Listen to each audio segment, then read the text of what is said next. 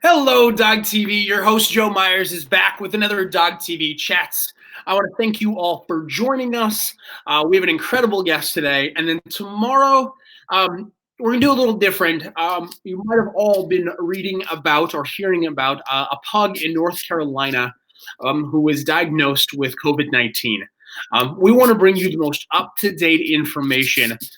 So one of the veterinarians, Dr. David Hayworth, will be answering your questions, giving you the most up-to-date information about what's going on with that pug, with the study they were involved with, and then sort of the current understanding of all these things with our fur family members to give you as dog owners the best information. So that is tomorrow at 1 o'clock Eastern right here on Dog TV Facebook Live. We'll be creating an event. You'll make sure to like that event and go to that event, and then the Facebook Live will be there. You'll be able a chance to ask your questions and get your information as up to date as we possibly can be, because that is our goal with these Facebook Lives, is to deliver entertainment, is to deliver education, and to give you information to be safe, happy, and healthy. But today we're going to have a little fun. And we all have a little extra time, so maybe it's time for us to teach our dog a new, fun, cool trick. So I'll introduce my guest in a little bit, but on Friday, we have a musical guest, Buddy Mercury, is coming. He's a piano-playing dog, which is a trick all in itself. But I want to introduce this guest in a little different way. I'm going to show you a quick video of all the amazing stuff he can do, and this isn't even scratching the surface. And then he's going to do some tricks, teach you guys how to do some tricks, and we'll have a ton of fun. So enjoy this video, and then I'm going to welcome my guest, Chris Perondi.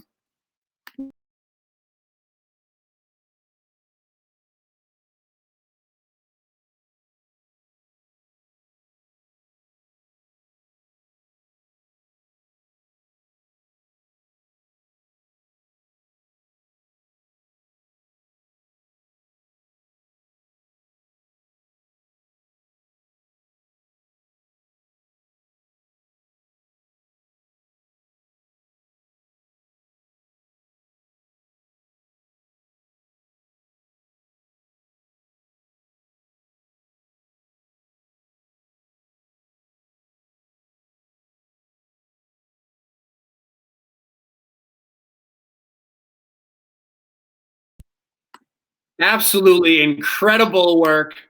Please welcome my guest, owner, producer, author, entertainer, dog dad, Chris. Welcome to Dog TV Chats. Hey, thanks so much for having me this morning.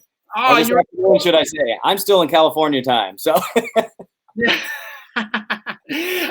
Absolutely incredible work that you do.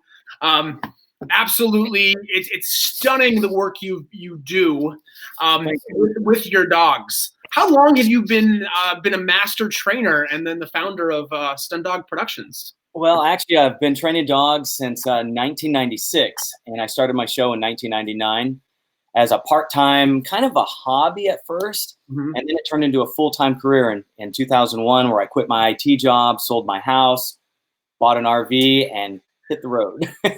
And I've been doing it ever since. So over 20 years now, performing with my dogs. We produce some of the shows for some of the biggest venues in the country. We do big state fairs like the Minnesota State Fair. We do the Tulsa State Fair. We also do major theme parks. We do sporting events, halftime shows, the NFL, the NBA, and we even perform at performing arts centers and theaters. We have a couple different programs that we do. We actually have 3 different shows. Wow, yeah, you've been on Ellen, Oprah, The Tonight Show. I feel bad showing our audience live events. That's a little, it's a tease, right? It's a little bit of a tease. I'm a Minnesota boy myself, so I know you perform at the State Fair. I think I've actually been to one of your shows. Absolutely incredible stuff. Well, today we're going to do a little demonstration with your dog. But before we go there, I know everyone's at home right now and an opportunity to teach their dog maybe an extra trick. You are a co-author of a book. Yes. Right here. I have it. Awesome. I've tried them. There's 118, and by my calculation, I've done 2. Okay. So I need to do better. But tell people a little bit about the book and about some of how you teach dogs to do these amazing tricks. Sure, absolutely. Well, the book was a huge project for both Larry Kay and I. He's my co-author, and we spent over 2 years working on this book. Over 500 photos, very illustrated, step by step, how to teach your dog to do over 118 tricks and stunts, from beginner to intermediate to pro tricks. We even touch on dog sports like dog agility, dock diving, frisbee. It's really a book for all. Yeah, for any type of dog, any breed of dog. We have small dogs in the book. We have big dogs in the book. So we really try to cater to each dog's style. We give different ideas on how to train, because we definitely feel that there's not just a one way is the highway when it comes to dog training. Sometimes you got to adjust your method. You got to do something that works for that breed or that, personality of dog. So we try to use all positive reinforcement, though. Of course, we use a lot of luring, molding, shaping, and really just, have fun with the dogs. Make sure we keep those training sessions short so we're not burning them out. So they're always super excited and having fun, because that's really what it's all about, having fun with your dog. Right. That is awesome. If you're watching this live on Facebook, please, if you have any questions for Chris about training, or about maybe there's a trick that you just can't get with your dog, please add them in the comments below. We'd love to answer those questions live and talk about that. For a dog trainer, I know we've talked about this in the past on the show, so if you've seen other trainers, what is your most important thing while starting a new trick? The most important thing is to take it slow and be patient with your dog. Realize that you're not going to get the full effect of the trick immediately. It's going to take some time, and realize there's no magic wand when it comes to dog training. It's just putting in the time. It really is. And I got to remind myself of that a lot, because sometimes I get in a mode where I'm frustrated because I want that dog to get that trick. Hey, my last dog picked it up so much easier than this dog. And you got to realize that every dog's different. Their learning capacity, their energy level. There's just so many different traits between one dog to the next that you can't put it in a box and be like, this is how it's done. This is how it's going to work, because every dog learns different, just like we as humans. Some of us are more visual learners. Some of us are more, we all learn a little different, and we all pick up things quicker or less quick than others. So we try to work that same mentality with the dogs. Definitely. Yeah, it's a very impressive skill. We have a question. We're going to go there, and then we'll do a live demonstration from Vinny Valentino. I got that? Yes, that's Vinny. He's the one on the cover of the book. So he's there he is. I know. I feel like I should get him to sign it. I know. Next time when I see you at the state fair, You'll have to come out and say hi. And I love it, Vinny. We'll start with this question from Melissa. What do you look for in dogs you're choosing for your shows? Training potential. What is some of the traits? Are you like an NFL draft quarterback and a draft coordinator, and you're looking for the things, or? Well, there's been times over the years that I've been very lucky when I've adopted new dogs, and there's been times when I've, just unfortunately thought the dog was going to have potential, and then they had some traits that just didn't really work out. But bottom line, that's a great question, Alyssa. What we look for is we look for dogs that are high energy, that have that drive, of focus. I like to say I look for dogs that have tunnel vision, which means they don't get distracted by everything that's around them. They stay focused on their favorite treat or their favorite toy. And they can care less what's going down, behind the scenes. They're just focused on me. And sometimes that takes time to build that bond and that connection. So sometimes you don't always just see that when you walk into a shelter and be like, oh, that dog's got tunnel vision. All right, come with me. It doesn't always work that way. In the corner, you're like, that's my dog. Yeah, that's the one. It doesn't always work that way. Especially in a shelter or in a pound environment, it's hard to really evaluate the dog. So sometimes we got to bring them home and see how they're going to get along. That's the other thing. They got to get along with all my other dogs. We have 13 dogs in the pack. So that's priority one, getting along with all the dogs and living with us. And if they can do that, then we're like, okay, let's see what potential they have for possibly training to do tricks or stunts or dog sports. And how can we showcase this dog's talent? Because as you might know, or if the audience doesn't know, I rescue all my dogs. They're all from shelters, or they're from a street or a rescue group. So we're very passionate about that, and I'm not against breeding. I don't want people to think that. I just think there's just so many dogs out there, millions that need homes. Why not go to the shelter first? Why not go to your rescue groups first and give a dog a chance? And so we've been very lucky and very fortunate over the years to get dogs that are incredible, talented dogs, but it didn't happen overnight. You got to train them. But we look for dogs that are friendly, that love to play, and just have some kind of, they don't want to be couch potatoes. In other words, that we want dogs that basically, they want to do something. They want a job to do. They're the dogs that are probably the ones that are barking, chewing, digging the yard up. Those are the dogs that we can harness that energy into something positive. I love it. Sort of a restless dog with tunnel vision who love to have fun. Because these shows, like you see their faces and they're just like, come on, Dad, let's do it. They're running and they're like, it's for them. They don't feel like they've gone to work. I imagine the tunnel vision is true. Like when you meet Ellen, like you can't have them like try to get a signature from Ellen. Like you got to stay focused on the task. Stay focused. Yeah, they're expecting a show. They want to see a show. They want to see what these dogs can do, and we really want to showcase their talents too. And I do want to be clear too that we don't force the dog to do anything that they don't enjoy doing. We always try to work with each dog's ability and put them in positions of doing things that they love, that they're having fun doing. You can tell, and it's quite evident. Anytime you come out and see one of my shows, you'll see that the dogs are happy. They're truly loved. There are pets first and performers second. I share that everywhere I go and every chance I get, because I want people to know that these guys are our kids. At the end of the day, that their health, their safety, and well-being is priority one. That's absolutely important to us. I know it's important to all the dog parents. Well, I wanna encourage our audience. Can I get a couple? I'm on the live chat here. Can I get a couple likes and hearts? And then we're gonna do the live performance. So as soon as I see a couple of those flowing on, let's get a couple going. Okay, I think we're ready to go. We have Carol, Alfonso, Michael, Bill, Barbara, Kelly, Alyssa. We're ready to go. Awesome. So I'm gonna give you the full screen. You're gonna have the audience, and then let's do we'll have a little fun and go from there. Okay, yeah, that sounds good. I'll get it set up here. Vinny, I know, is very excited to do some stuff. He always loves playing, so basically that's what he's doing. He's playing, and that's what we all want to encourage people to just play with your dogs, spend time with them, and train them, using positive reinforcement. Now today, I'm going to use this favorite treat.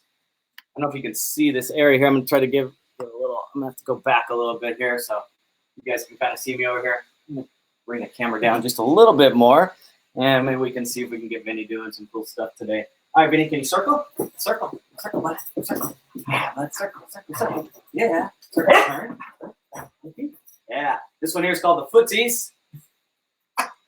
Nice job, Vinny. Of course, he'll get his treat as a reward. And that's the key, too, is, to reward your dog. You don't have to reward them every time they do a behavior once they know it, but you do want to reinforce it.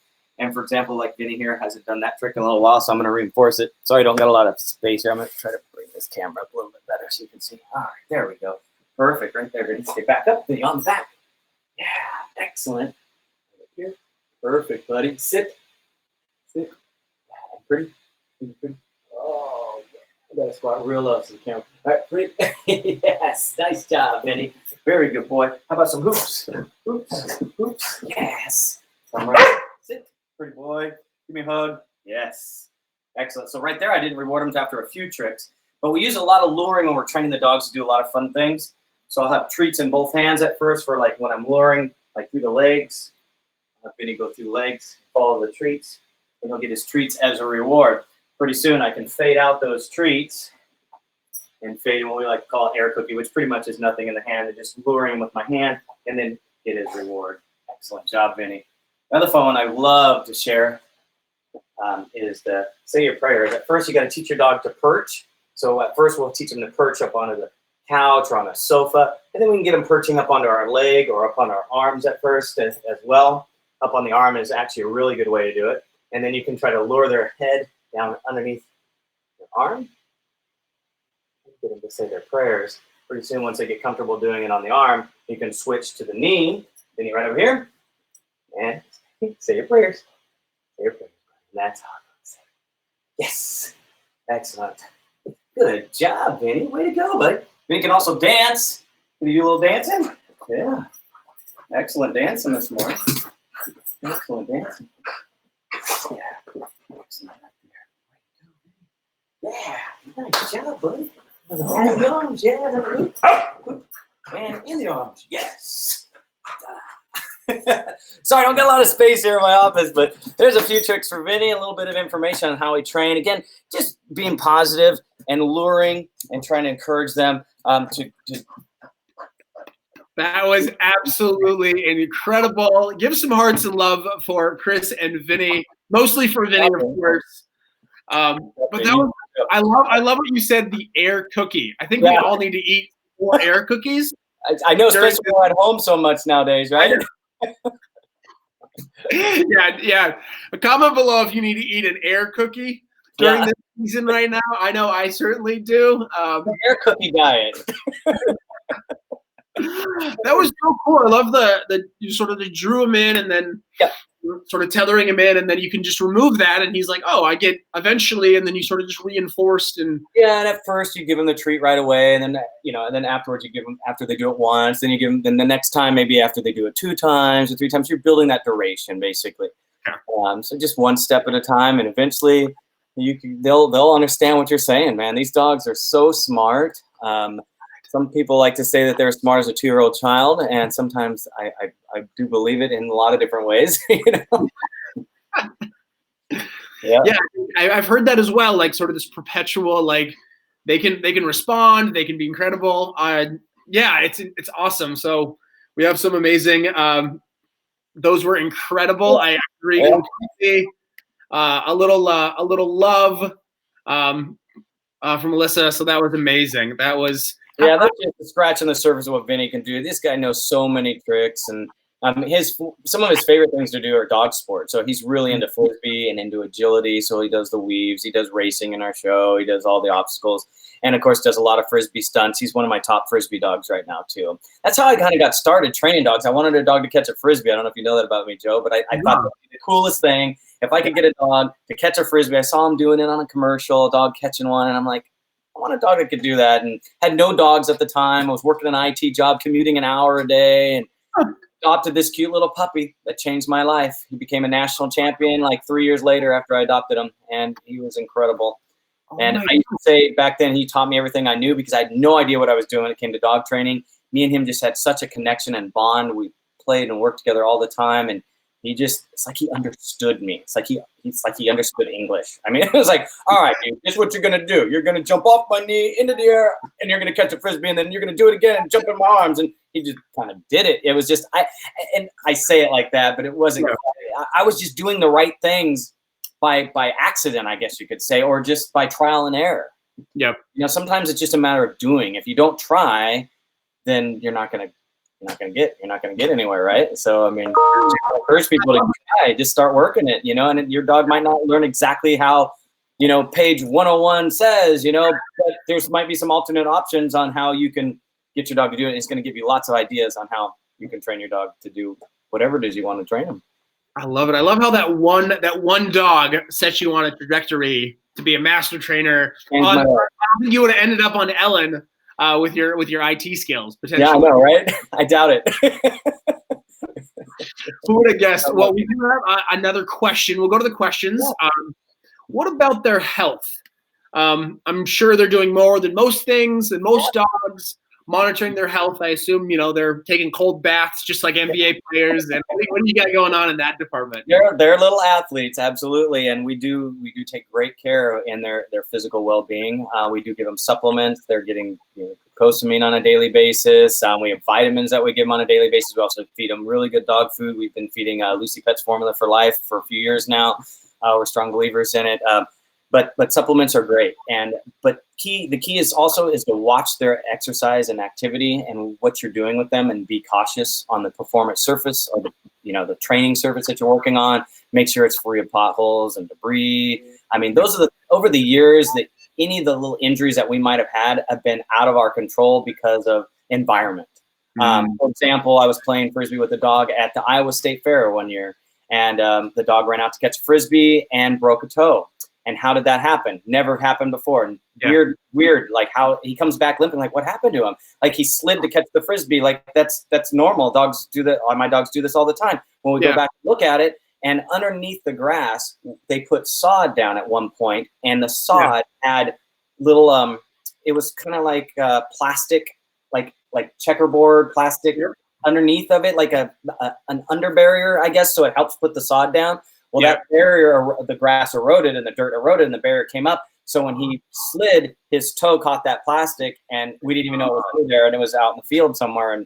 And then we've had a dog got cut by glass before, with glass being inside of the grass. So like those are the things that, you know, we got to watch out for. You know, those are the things. But keeping the dogs, you know, the athletes is just a matter of exercising them, letting them swim, letting them catch their frisbees, and just be careful with them. And, certainly, just like any athlete, you're not going to put them in undue harm or nature, and push their bodies and have fun with it. Obviously, a lot of what you do involves people in an audience, in a physical audience. How are you adjusting to this season and sort of what's going on with what we're doing with Stunt Dog production? Well, right now we're kind of on hiatus. Obviously, we had a lot of shows canceled. We had our entire theater production tour canceled. It's our Stunt Dog experience. It's our premiere production. We go to performing arts centers all across the country producing this show. They all got canceled, and some are rescheduled for August and September. So we're excited to have some makeup dates. Some unfortunately didn't have any dates available, so we're looking at 2021. So we'll be pushing them out. But yeah, it's been a little tough. We've been home. We've been getting a lot more training in though, and getting a lot of work done around the property in the house, and getting our pool back up. We have our Stunt Dog Academy here on our property, so we have dock diving and we have classes and lessons, and people can rent the dock and you know, get their dogs swimming a little bit. It's been fun. So we've just been trying to hang in there. We started our own podcast. So we got our own podcast going twice a week now. Awesome. What's the name? It's Coffee, Dogs, and Curiosities. Oh, I love it. Look it up on Facebook, Coffee, Dogs, Curiosities. I'm also streaming it live on our YouTube channel, Stunt Dog Show Productions. So we have a special playlist for the podcast there. So, and that's pretty much a podcast that, you know, for us to just talk about all things dogs. You know, just each week we do a fun curiosity. We do a little performance. We do some training tips. Fun. We get all our trainers involved. We have a good group of trainers on our team. And so we bring their dogs on the show and bring them in as well. We have one team that's stationed out in Indianapolis at the Indianapolis Zoo. We have another one out in Florida right now. So he's waiting at the bullet, ready to get out on the road and start, you know, performing again and getting these dogs in front of the audience. We love it. They love it. They really feed off of it. People don't realize how much more excited these dogs get when you're in front of a live crowd. It's ridiculous. Yeah. they're this is what I do. I love it. The audience is cheering and clapping. Everyone, you know. They feed off of that. They feed off of it. That's really cool. We have to have some pretend clapping. Well, when Stunt Dog Productions comes to a arena or a show or a sports game, make sure you look them up on Facebook. Go to one of the live shows. I've seen it at the Minnesota State Fair. Absolutely incredible. And when you can be on the road again, Dog TV will certainly be there and support you guys. Well, we're hoping to be back at Minnesota. Where else can people find you? On Facebook, Instagram, where's the main? I'm on Instagram, Stunt Dog Guy. You can go to our company page, Stunt Dog Show, both on Instagram. I'm on Twitter, Stunt Dog Guy. And if you're on YouTube, look up Stunt Dog Show Productions. Facebook, Stunt Dog Show Productions is our page names. Or if you go to our website, you can find all our links. Just go to stuntdogshow.com. I absolutely love it. Well, I'm going to ask you one more question. Sure. Last question is, have you submitted one of your dogs for DogStar yet? For DogStar? No, I have not. DogStar. Awesome. This is a chance for your dog. They've been on network television before, but chance to be on Dog TV, available in 70 million homes. So you can submit a 60 to 90 second video of your dogs doing some really cool one of these shows, and then we'll feature them on on Dog TV for them to be exposed to potentially 70 million people on television. I know you've been on television before, but maybe a chance extra. I love it. Have to do it. Definitely do it. Well, the competition just got stiff, everybody. We had this guy, the guy in the stunt dog industry submitting their dogs, but you can still submit yours. Head over to dogtv.com/dogstar to submit your video, 60 to 90 seconds of your dogs just being fun, whether it's Olympics or being funny or talking. We're just trying to highlight these dogs during this season. So head over to dogtv.com/dogstar and get your dog on TV. Awesome, Chris. Well, thank you so much. Any final thoughts for somebody who's just like you were, many years ago with a Frisbee and a dog? What was something you would love to tell that guy all those years ago that you know now? Reading some books is a great way to educate yourself and get started. I will say when I first started, I did read a lot of dog training books, and I'm not trying to, it's a shameless plug on my book, but just there's a lot of resources out there. Watch a lot of videos. Obviously, I didn't have that option back when I started. YouTube is a great resource for getting ideas on things you can teach your dog. It's getting tips on how to train your dog. So I would just encourage people to do the research and just do it. I mean, if you have a passion for it and if you want to train, just start working with your dog. And don't think I got to have a perfect dog to train. It's, every dog's got their own skill set and they each have their own personality that can be showcased. So, just start working it. And don't burn your dogs out. I always tell people, don't overdo it. You got to keep that energy level up. You have to be excited. If you start getting bored, your dog's going to feed off that. So keep those training sessions short and do more shorter sessions rather than like a really long session. So, cool. Pick it up. Have some fun, learn a little bit, but it's all about that human-animal bond at the end of the day of creating a better relationship with your dog. And you grab that toy, you grab those treats, and he's excited and he's ready to go. Yeah. One other tip I would say too, if somebody was to purchase our book or check our book out, guys, don't feel like you have to start at the beginning and work your way all the way to the end. Feel free to bounce around. What I like to tell people is go through, pick out 10 things that you think your dog would do almost naturally. Start there. Because getting that success at the beginning is going to give you the momentum and the encouragement and give your dog the foundation to be able to learn much more. Yeah, don't start with them jumping on your back, especially if you have like a Mastiff or your dog's already doing it. I think get him to do it on cue every time. I love it. Amazing. Well, have fun, everybody. And then join us back here tomorrow, 1 p.m. Eastern. We'll be talking with Dr. David Hayworth to really shed light on this new development with pug in North Carolina that contracted COVID-19. We're trying to give you the most up-to-date information. So be back here tomorrow, 1 o'clock Eastern, so we can deliver the most up-to-date information for pet parents all around the country. Well, Chris, thank you so much for joining us. Best of luck. I hope to see you live, in person, in color, shortly.